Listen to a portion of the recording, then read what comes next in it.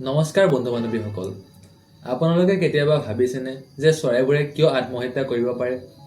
হয়, চৰাইৰো আত্মহত্যা। আজি আমি এনে এখন ঠাইৰ বিষয়ে কথা পাতিম যিখন আমাৰ অসমতে আছে। ডিমা হাছাও জিলা এখন সৰু পাহাৰীয়া গাঁও জাতিংগাত। প্ৰতি বছৰে এই বিশেষ সময়ত ইয়াৰ আকাশৰ পৰা শ শ চৰাই মাটিত সৰি পৰে। পৃথিৱীৰ কোনো ঠাইত এনেকুৱা অদ্ভুত ঘটনা দেখা নাযায়। কিন্তু কিয়? সঁচাকৈ কিবা দেওভূতৰ কাণ্ডনে? ইয়াৰ আঁৰত আছে কোনো গভীৰ বিজ্ঞান। আজিৰ ভিডিঅ'টোত আমি এই সকলোবোৰ কথা একেবাৰে সহজকৈ বুজি লম। তেন্তে আহক আমি দেৰি নকৰি এই ভিডিঅ'টো আৰম্ভ কৰোঁ।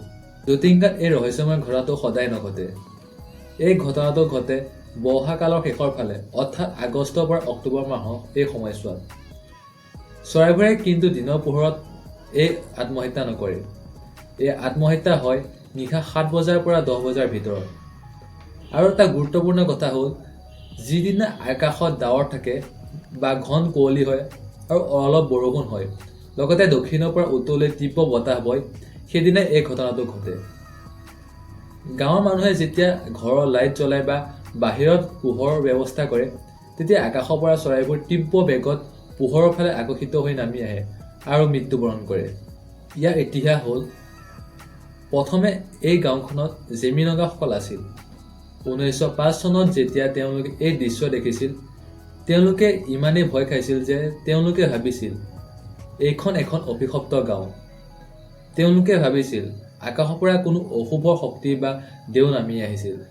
তাৰপিছত তেওঁলোকে গাঁওখন এৰি পলাই গৈছিল। 1950 চনত যেতিয়া খাচীয়া মানুহবোৰ আহি ইয়াত থাকিবলৈ ল'লে, তেতিয়া তেওঁলোকে এইটো লক্ষ্য কৰিলে। লাহে লাহে এই খবৰটো বিজ্ঞানী আৰু পক্ষীবিদসকলৰ কাণত পৰিল আৰু আৰম্ভ হ'ল আচল গৱেষণা। এতিয়া আটাইতকৈ গুৰুত্বপূৰ্ণ প্ৰশ্নটো হ'ল, চৰাইবোৰে সঁচাকৈ আত্মহত্যা কৰেনে? বিজ্ঞানীসকলৰ মতে ইয়াৰ উত্তৰ হ'ল নহয়। চৰাইবোৰে আত্মহত্যা নকৰে। তেওঁলোকে এক দুৰ্ঘটনাৰহে চিকাৰ হয়। কেনেকৈ সহজকৈ বুজাই দিছোঁ শুনক। ইয়াৰ প্ৰথম কাৰণ হ'ল, চৰাইবোৰে পৃথিৱীৰ চুম্বকীয় তৰংগৰ সহায়ত নিজৰ দিশ ঠিক কৰে।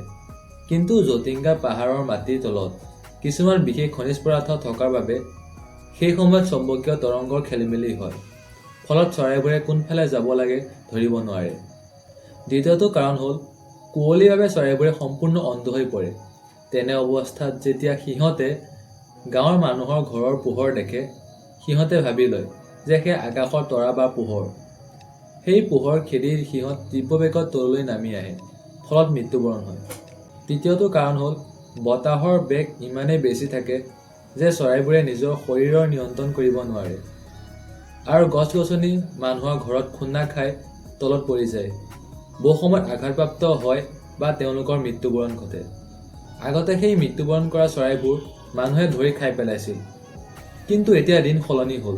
চৰকাৰ আৰু বিভিন্ন সংস্থাই মানুহক বুজাইছে যে এয়া কোনো দেৱতাৰ আশীৰ্বাদ নহয়, বৰঞ্চ প্ৰকৃতিৰ এক প্ৰক্ৰিয়াহে। এতিয়া গাঁৱৰ মানুহে চৰাইবোৰক মাৰিবলৈ এৰি দিছে। জাতিংগাত এতিয়া এক সুন্দৰ পৰ্যটন কেন্দ্ৰ হৈ পৰিছে। প্ৰতি বছৰে বহুতো দেশ-বিদেশী মানুহ ইয়ালৈ আহে এই ৰহস্যৰ সাক্ষী হ'বলৈ। গতিকে বন্ধুসকল, জাতিংগাৰ এই ৰহস্যই আমাক শিকায় যে প্ৰকৃতিৰ বুকুত এনে বহু কথা আছে, যিবোৰ আজিও আমি সম্পূৰ্ণৰূপে জানিব পৰা নাই। আপোনালোকে কেতিয়াবা জাতিংগালৈ গৈছেনে? বা আপোনাৰ চুবুৰীয়াত এনেকুৱা কিবা আচৰিত কাহিনী আছেনে? কমেণ্ট কৰি জনাব।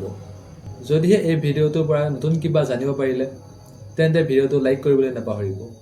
আৰু এনেকুৱা ইনফৰ্মেটিভ ভিডিঅ' পাবলৈ আমাৰ চেনেলটো ছাবস্ক্ৰাইব কৰিব। ধন্যবাদ।